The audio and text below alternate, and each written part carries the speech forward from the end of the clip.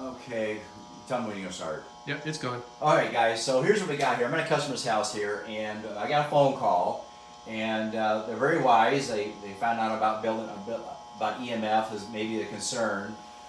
Sorry, it's a little noisy here. This is actually a dirty electricity meter here, but we have a solar, and we have an inverter which is bringing everything back from AC to DC, selling it back to power company. Let's say at 4 cents, but then they're going to charge you 8 cents back to you. So that's how they make their money. So those subsidies that they're doing, they're getting that money back, and that's the whole reason why the power companies are all about this $500 million plan to help people, encourage them to get solar. So we got this is again, this is a 60 hertz cycle, and this is the ubiquitous filter, okay? And this is everything above the 60 hertz cycle. So this ubiquitous filter filters all that out of here. But now we have over 2,000 millivolts here and 922 GS units, and these are the cheaper. This is what most building biologists use, and these are fine. It gives you an idea. The problem is it doesn't tell me really what's going on. And by seeing this, this tells me a lot what's going on. This is your LED lighting, okay? You can see the humps in here. And then this energy in there, that is from the solar inverters. And this is what I'm seeing over and over again. And this should say this 60 hertz, but this is actually fluctuating pretty much all over 60 hertz, 156, and that's the inverters from the solar panels. And we have 336 volts, okay, which is from peak to peak, from top to bottom. It's not 120 volts, folks. It's actually 330, 340 volts is actually in that energy of the wiring. That's why people die so easily on 120 volts. So these actually are my humps I'm seeing and saying lows. We didn't see these 10 years ago. These humps were not there.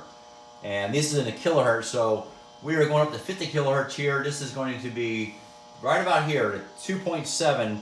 That's the energy from the LED lights, okay? And these are the harmonics. And this big jump here, that's going to be your solar inverter, 16 kilohertz. Okay, it's probably around 32.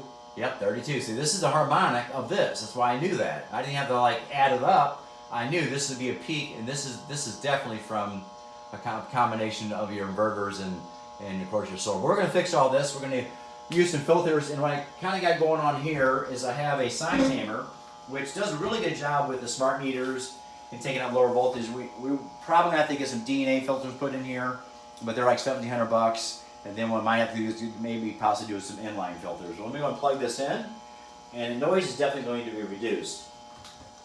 All right, so I reduced it a lot, and that's just one filter.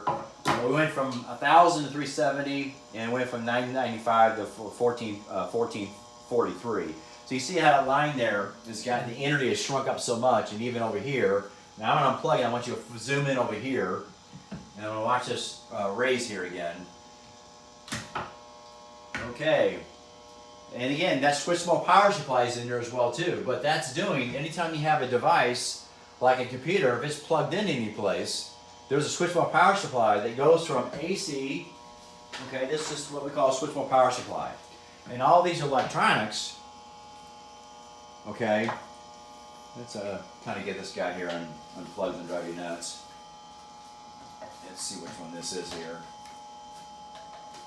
And that one is this one. Okay, turn that off so you can hear each other. Okay, there we go.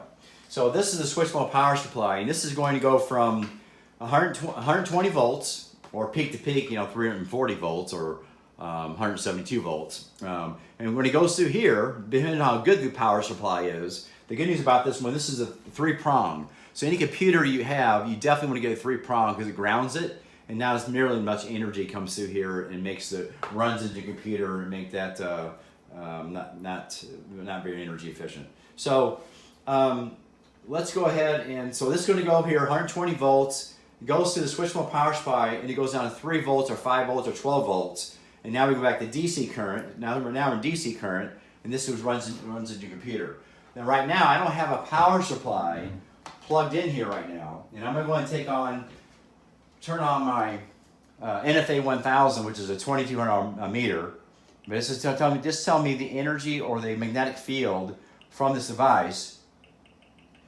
And now your hand's on this. Now safety level is less than 1, and you put your hand on this all day, and you're sitting on a 15 milligauss. So this is not good. None of this is good. This is why people are getting sick. That's why they're having heart palpitations, why their energy level is getting sucked out. So what I've done, I got a separate keyboard here. Okay, so this has been attached to my adapter here because all the new computers now don't give you enough adapters. So I have another adapter, which we then can, therefore, we can actually ground this. There's a grounding mechanism here, right over here. And it's back here. Where'd it go? Nope. Is it on the ground? Nope. What do we have? Okay, I guess we'll have to find out where that's at in a minute. But it is attached to here somewhere. Maybe this is it. That's it. Should be a 3-prong. Here it is. There it is. So this 3-prong here, okay, this has been made by a building biologist in Chicago. He actually lives in Tennessee now, and we can plug this into an outlet, and now it grounds your computer.